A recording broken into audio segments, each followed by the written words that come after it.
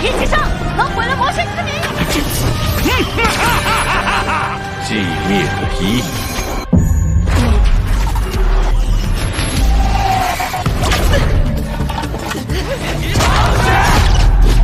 力气，龙皓晨还差得太远。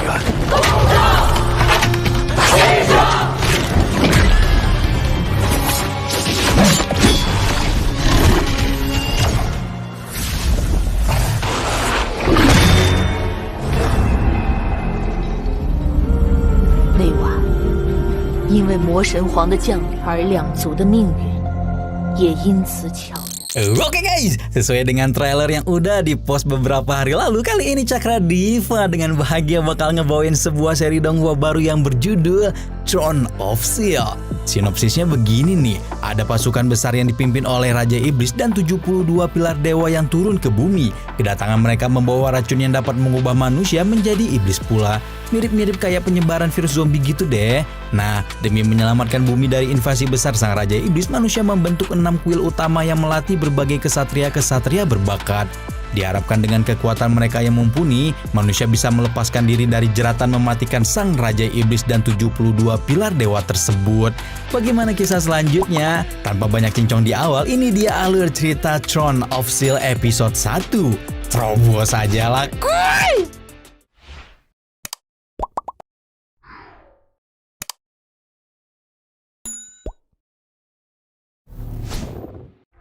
72 iblis pilar dewa turun dari langit dan memulai bencana dahsyat di bumi pada 6.000 tahun yang lalu. Kemunculan mereka dinamakan oleh para manusia sebagai Hari Kehancuran. Manusia sudah melakukan perang dengan bangsa tersebut selama ribuan tahun hingga saat ini pada puncaknya pada catatan tanggal 6.712 tahun kalender. Terlihat sudah ada sebuah kelompok pemburu yang dibentuk oleh 6 kesatria kuat dari Persatuan Kuil Dunia. Mereka sedang berhadapan dengan seekor iblis berlevel 54, makhluk dengan tubuh besar yang disebut sebagai iblis tanah guntur Liela Jin. 回来的正好，万年冲击！试试，现在脱颖！ Kelompok pemburu tersebut berhasil mengalahkan sang iblis tanah guntur, tapi mereka ceroboh dan membiarkan mahkota iblis melarikan diri. Benda tersebut dapat membangkitkan pasukan besar iblis yang membahayakan umat manusia.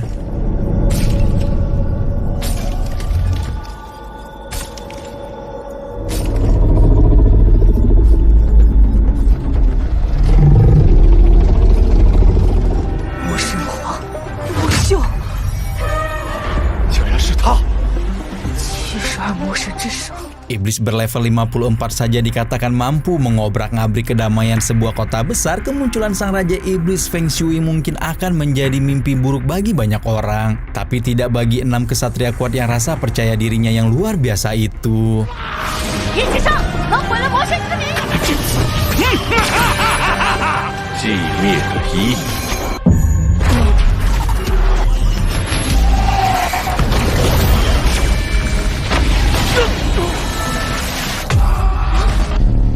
Pada hari itu, umat manusia tidak memiliki kesempatan sama sekali untuk menang, namun bukan berarti penyelamat dunia itu akan memilih untuk menyerah, terutama seorang kesatria bernama Xing Yulong. Kayak Zilong ya. Dia memanggil ranah sihir segel tingkat tinggi yang membangunkan berbagai kesatria emas bayangan. Pria itu duduk di atas tahta dengan berbagai kekuatan yang memancar dari balik tubuhnya. Bangkit membuka teknik segel dan melapisi tubuhnya dengan zirah-zirah tebal. Dia benar-benar menyimpan sebagian besar kekuatan hanya untuk mengaktifkan teknik ini.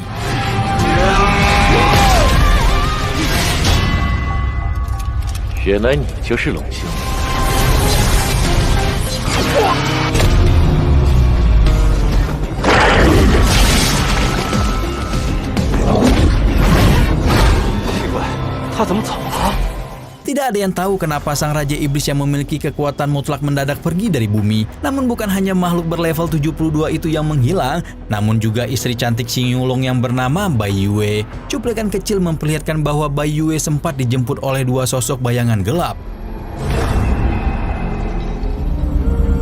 那晚，因为魔神皇的降临而两族的命运也因此悄然10 tahun berlalu sejak dunia telah damai dari kejadian yang lalu, cerita berpindah menuju tepatnya di bangunan aliansi kuil selatan kota Odin. Anak-anak yang sedang berbaris di sana adalah lulusan baru dari sekolah kesatria. Mereka harus melakukan tes mana agar bisa mendapatkan kenaikan gelar menjadi pengawal. Namun bagi yang gagal, karir mereka sebagai kesatria harus berhenti di sini.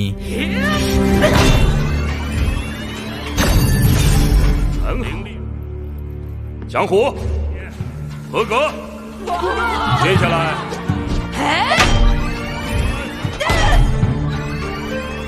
灵力11点，合格；灵力7点，不合格。 Anak terakhir yang akan melakukan tes mana kali ini adalah Long Hao Chen. Ketika dia akan maju menuju pilar pengukur kayak Tangsan, anak-anak lain menyemangatinya dengan harapan besar.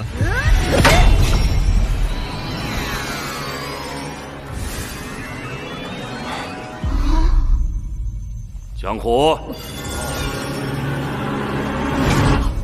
灵力9点，不合格。 Tidak ada yang menyangka kalau Long Hao Chen justru malah terjebak di batas ujung kelulusan tes. Hao Chen terlihat begitu khawatir terhadap hasil tesnya. Dia sempat memohon kesempatan kedua kepada pengawas ujian, tapi hal tersebut akan dianggap tidak adil bagi anak-anak lain yang gagal karena masalah yang sama. 对不起，求求你们！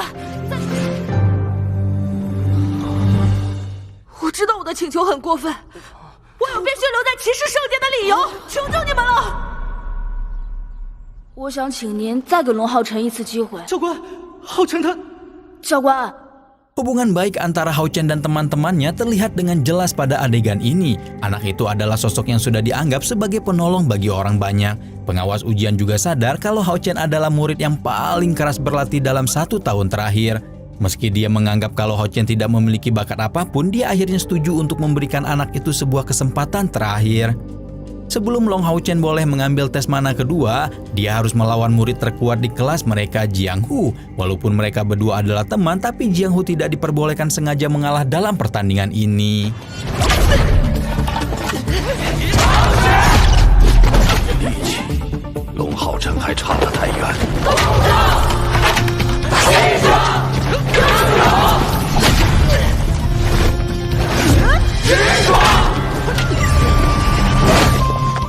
Mana yang ada di tubuh seseorang seharusnya tercatat tanpa ada perubahan. Baru pertama kali sang guru pengawas itu melihat ada orang yang bisa meningkatkan kekuatannya dalam pertarungan. 灵力11点，通过。 Pada saat yang sama ketika murid lulusan sekolah kesatria itu mengambil ujian mana, di daerah Bukit Berbatu kota Odin sedang terjadi pengejaran yang sangat sengit. Seorang gadis berambut ungu dengan jubah lebar tengah berhadapan dengan sekelompok GGS dari kuil assassin.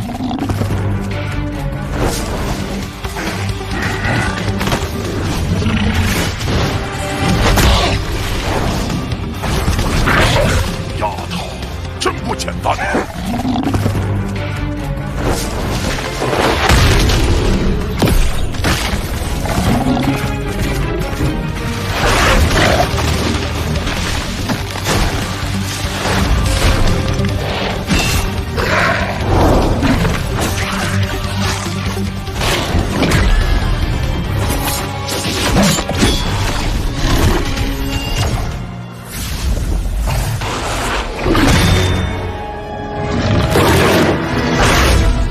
Lalu kita kembali menuju cerita utama. Setelah ujian pada hari ini berakhir, murid-murid sekolah kesatria pulang disambut oleh orang tua mereka yang sudah menunggu.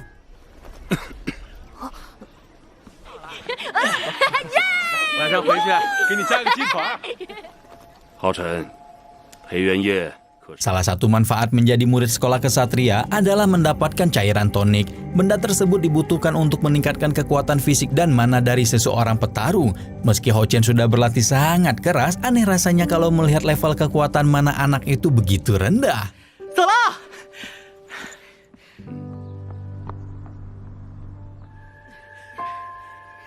这孩子一定瞒着我什么。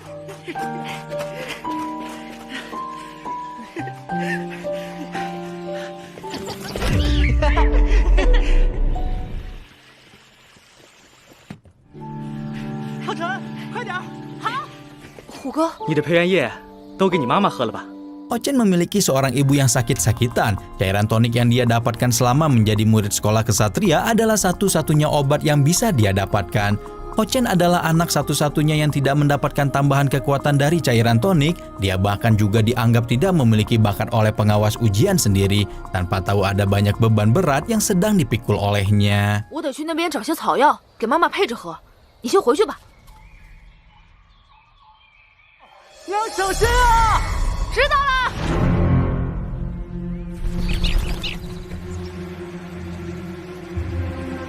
听说最近山里有野兽，要小心。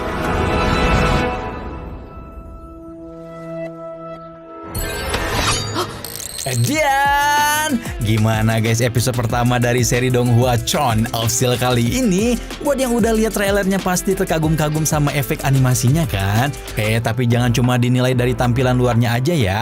Soalnya alur ceritanya sejauh ini menarik banget. Kita langsung dibikin penasaran sama beberapa pertanyaan. Siapa Baihe dan kenapa wanita itu harus menghilang bersamaan dengan mundurnya sang Raja Iblis? Kemana 6 kesatria kuat dari persatuan kuil dunia itu sekarang? Berapa tahun jarak antara hari kehancuran dengan cerita Long Hao Chen? Dan siapa sosok gadis berambut ungu yang ditemui Hao Chen sore ini? Temukan jawabannya di episode berikutnya ya. Rama di sini pamit. Bye-bye.